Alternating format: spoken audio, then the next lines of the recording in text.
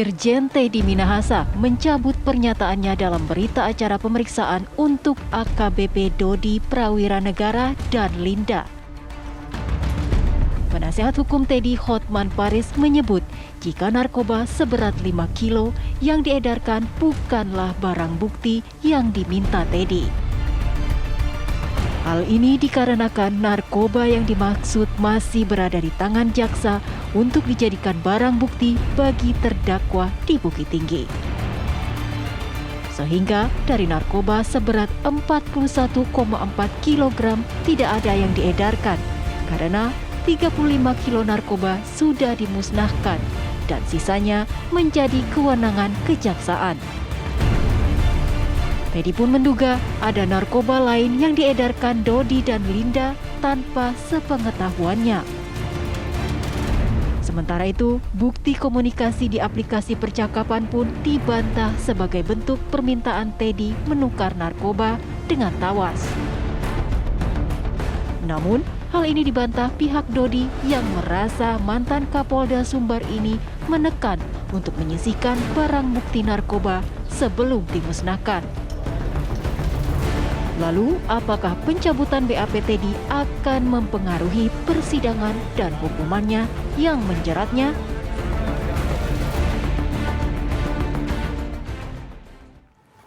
Ya pemirsa, itulah yang bikin kita bingung ketika Irjen Pol Teddy Minahasa dan AKBP Dodi saling klaim bahkan saling bantah perihal barang bukti sabu sebesar 5 kg pemirsa. Sebenarnya versi siapa sih yang benar itu akan saya bahas di Apa Kabar Indonesia malam hari ini. Kuasa hukum dari AKBP Dodi Prawiranegara, Mas Adriel Purba, selamat malam. Assalamualaikum. Dan saya juga sudah kembali ini bersama dengan Pak Ahyar Salmi sebagai pengamat hukum pidana kita. Pemirsa, sebenarnya saya malam hari ini ingin menghubungi pihak dari kuasa hukum Teddy Minahasa, tapi memang belum berkesempatan, tapi tidak mengapa. Sekarang saya mungkin ke versi dari AKBP Dodi ini sendiri. Sebentar, kita kan dibuat bingung sebenarnya ini bagaimana sih hitung-hitungan soal barang bukti 5 kg? Karena Irjen Pol Teddy Minahasa mengatakan saya nggak pernah menyuruh, saya nggak pernah memiliki, kalau saya pengedar, barangnya pun saya tidak tahu. Bukan saya ibaratnya menyuruh menyisihkan seperti itu. Karena barangnya ada di kejaksaan 5 kg. Versi dari AKBP Dodi seperti apa sih? Jadi sebenarnya itu ada perbedaan antara berat kotor dan berat bersih gitu loh. Ini sebenarnya saya menduga ini permainan kata-kata gitu. Permainan kata-kata bukan, maksudnya permainan angka-angka gitu loh, agar membuat blunder di media ataupun di masyarakat gitu. Yang benar itu adalah data yang saya punya ya, saya sudah punya data, kita tim sus kita buat ke sana untuk cari data semua, akhirnya kita sudah dapat. Dan ini mengenai berat kotor dan berat bersih. Berat kotornya itu 39,3 sekian-sekian. Berat bersihnya itu 41,4 kilo. Nah, berat bersihnya itu adalah berat neto yang ditimbang tidak dengan bungkusnya gitu loh. Jadi hanya barang haram itu aja, hanya sabu itu aja. Tapi berat bruto itu ketika ditimbang memakai plastik ataupun ketika ditangkap jadi langsung plek-plek. Sama kemasannya ya? Iya benar, itu sudah saya cari info dari penyidik di narkoba. Apa perbedaan bruto dan neto, karena kan sebelumnya saya juga nggak mengetahui itu. Iya. Nah setelah itu diisukan tuh 1,9 kilo ternyata sudah hilang sebelumnya kan begitu Mbak. Nah 1,9 kilo itu mengenai selisih antara berat bruto dan berat neto gitu loh, 1,9 kilo itu. Terus juga mengenai 5 kilo itu sebenarnya bukan 5 kilo, yang benar itu di kejaksaan dan di pengadilan itu 4,3 kilogram itu yang benar. Saya punya datanya gitu. Jadi kalau dibilang barang bukti untuk kejaksaan memang benar ada, namun tawas tersebut di dalam 35 kilo, bukan di dalam 6,4 berat kotor ataupun 4,3 kilogram yang diberikan kepada kejaksaan untuk menjadi barang bukti gitu. Ya intinya pada saat di Polres berapa sih barang bukti yang dimusnahkan? 35 kilo, namun 30 kilo yang benar sabu, 5 kilo tawas. Siapa yang suruh mengganti dengan tawas? Pak TM memerintahkan Dodi, namun karena Dodi tidak mau, dia mengulur-ngulur waktu dan akhirnya sebelum rilis, saya lupa, sebelum rilis pemusnahan itu 2 hari sebelum pemusnahan itu Pak Dodi memerintahkan orang kepercayaan yang namanya Samsul Ma'arif yang juga klien saya untuk mengganti, walaupun sebelumnya mereka cekcok juga nggak mau gitu.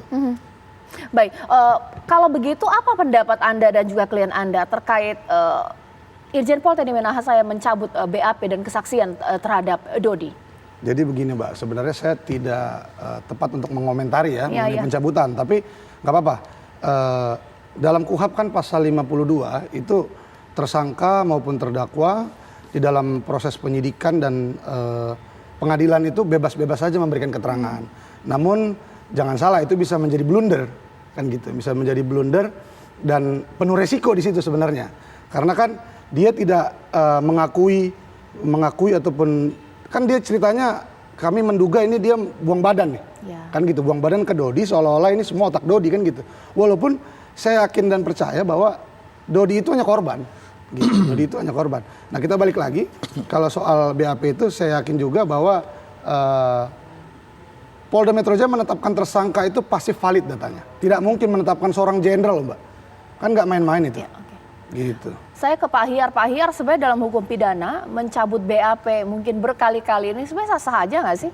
Sah, dimungkinkan. Memang karena keterangan yang dipakai itu adalah keterangan nanti di saat di pengadilan. Tinggal pencabutan ini, saran saya tentu mungkin dilakukan juga oleh penyidik dan penuntut umum dibalikkan P19 tadi, tetap di-file di dalam suatu berkas itu. Nah, mungkin ada yang keterangan BAP 1 dicabut lagi, dibuat lagi BAP, ada yang kedua, cabutlah yang ketiga nanti, biar aja nanti hakim yang akan menilai. Tentu ini akan dipertanyakan di dalam pengadilan nanti, di cross check dengan saksi-saksi dengan alat bukti yang lain. Nah, tentu kan kembali kepada keyakinan hakim. Yakin nggak dia terhadap BAP yang mana yang dia yakinin oleh hakim ini, itu yang akan berpengaruh nanti. Bahwa ini dimungkinkan secara peraturan perundangan, teori juga dimungkinkan. Nah, ini yang mungkin yang perlu kita pikirkan di dalam KUHP yang akan datang. Bagaimanakah masih kita pertahan dimungkinkan orang mencabut BAP ini?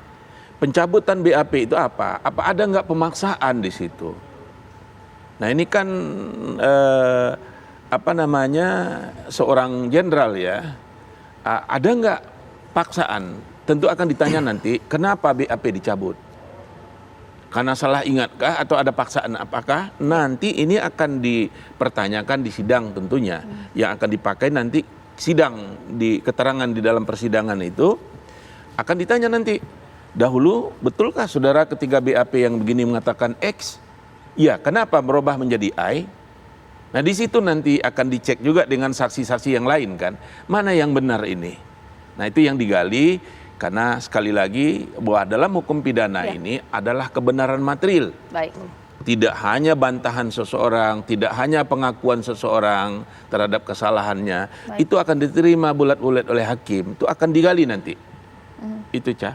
Baik, nanti sesaat lagi saya tanya ke Mas Adriel, sebenarnya apa bukti yang mungkin bisa menguatkan bahwa suruhan dari TM atau Teddy Minahasa ke Dodi ini memang benar-benar valid untuk menyuruh mengambil barang bukti untuk dijual kembali. Karena sempat klaim dari Teddy Minahasa, enggak itu bercanda, enggak gitu maksudnya. Sesaat lagi di Apa Kabar Indonesia Malam.